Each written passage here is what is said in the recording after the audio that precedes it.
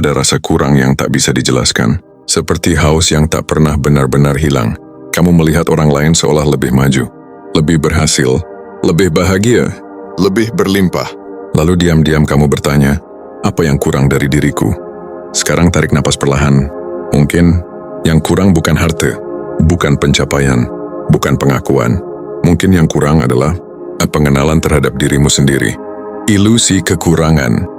Stoikisme mengajarkan satu prinsip mendasar.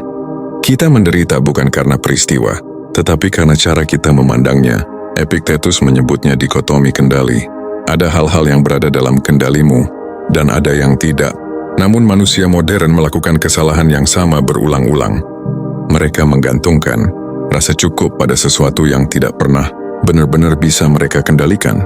Penilaian orang, jumlah uang, kecepatan kesuksesan, keadaan ekonomi, takdir pasangan, hasil usaha, dan ketika semua itu tidak sesuai harapan, muncullah rasa kurang. Dalam tasawuf ini disebut sebagai hijab nafs, tirai ego yang menutup hati dari kebenaran. Ego selalu berkata, aku akan cukup jika, aku akan bahagia ketika, aku akan tenang setelah. Padahal ketenangan sejati tidak pernah menunggu sesuatu terjadi. Sekarang sadari ini perlahan.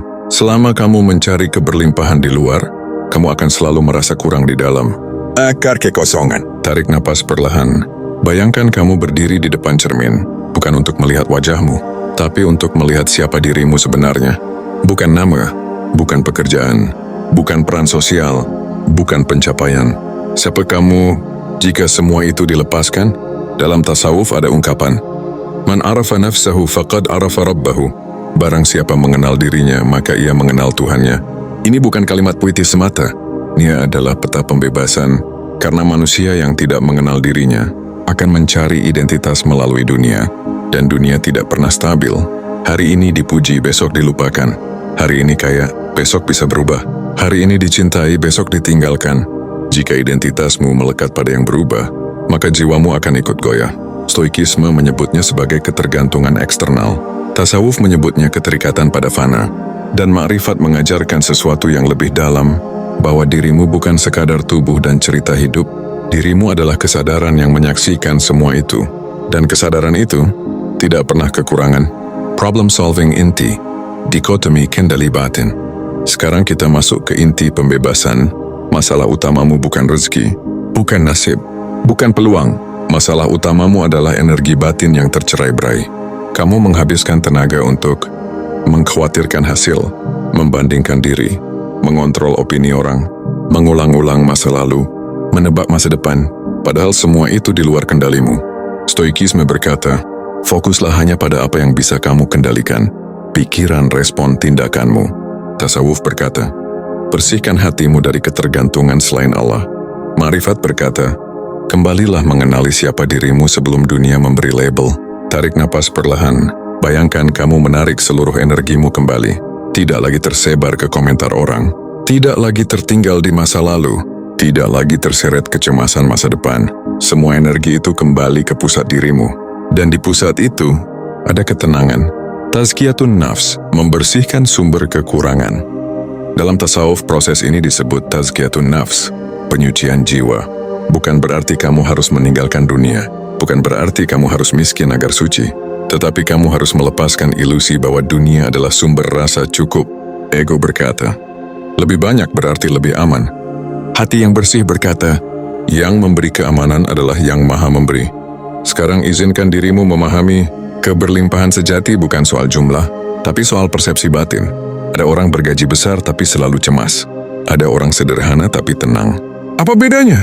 Bukan pada jumlah, tapi pada keterikatan. Stoikisme menyebutnya sebagai penguasaan diri. Tasawuf menyebutnya fana, meleburkan ego. Ketika ego melebur, ketakutan kehilangan ikut melebur. Dan ketika ketakutan hilang, rasa cukup muncul. Amor fati dan tawakal aktif. Sekarang kita masuk ke rahasia berikutnya. Amor fati, mencintai takdir. Bukan pasrah tanpa usaha, tapi menerima realitas tanpa perlawanan batin. Tawakal aktif, bergerak, berusaha, berikhtiar, namun hasilnya dilepaskan. Ini bukan kelemahan, ini kekuatan yang paling jarang dimiliki. Karena kebanyakan orang berusaha dengan kecemasan, berdoa dengan ketakutan, bekerja dengan tekanan. Orang yang mengenal dirinya berusaha dengan tenang, karena ia tahu nilai dirinya tidak ditentukan oleh hasil, dan di titik itulah keberlimpahan mulai lahir, bukan karena dunia berubah, tapi karena persepsi batin berubah. Reframing kekayaan. Sekarang izinkan pikiranmu melihat dari sudut baru. Keberlimpahan bukan tentang memiliki segalanya, tapi tentang tidak merasa kekurangan.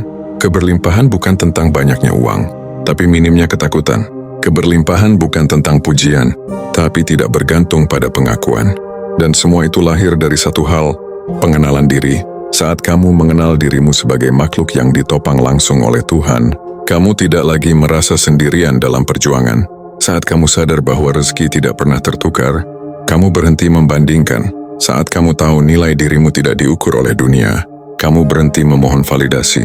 Dan perlahan, hidup terasa cukup. Guided inner realization. Sekarang, jika memungkinkan, tutup matamu sejenak. Tarik napas perlahan melalui hidung. Tahan. Hembuskan perlahan. Bayangkan semua beban yang kamu pikul selama ini. Target, ekspektasi, ketakutan. Letakkan semuanya di hadapan Tuhan. Rasakan dadamu mulai ringan. Sekarang katakan dalam hati, aku cukup. Aku tidak kekurangan. Aku ditopang oleh Yang Maha Kaya. Aku bergerak tapi aku tidak cemas. Aku berusaha tapi aku tidak takut. Sadari ini, sejak awal kamu tidak pernah benar-benar kekurangan. Yang kurang hanyalah kesadaran. Dan saat kesadaran itu hadir, keberlimpahan muncul dari dalam. Transformasi. Makrifat bukan tentang pengalaman mistik, bukan tentang gelar spiritual, bukan tentang terlihat suci. Makrifat adalah ketika kamu tidak lagi mencari dunia untuk menenangkan hati, karena kamu sudah mengenal sumber ketenangan itu. Dan ketika hati tenang, energi menjadi jernih. Saat energi jernih, tindakan menjadi fokus. Saat tindakan fokus, hasil mengikuti. Keberlimpahan lahir bukan dari ambisi yang gelisah, tapi dari hati yang stabil. Dengarkan ini perlahan, kamu tidak kekurangan, kamu hanya lupa siapa dirimu. Dan ketika kamu kembali mengenali dirimu, kamu akan menyadari, yang kamu cari di luar, selama ini ada di dalam.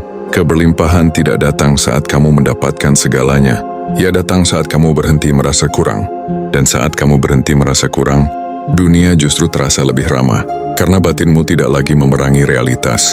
Jika narasi ini menyentuh sesuatu di dalam dirimu, jangan terburu-buru pergi. Izinkan dirimu bernapas lebih dalam hari ini. Di nafas baru kita tidak mengejar motivasi yang meledak-ledak. Kita membangun kesadaran yang menenangkan. Jika kamu ingin terus berjalan di jalur ini, jalur pengenalan diri, jalur ketenangan batin, jalur keberlimpahan yang lahir dari dalam, tetaplah bersama nafas baru. Bukan untuk menjadi lebih dari orang lain, tapi untuk kembali menjadi dirimu yang sebenarnya. Tarik napas perlahan, dan ingatlah, saat kamu mengenal dirimu, kamu tidak hanya menemukan ketenangan, kamu menemukan keberlimpahan yang tidak pernah bisa diambil siapapun.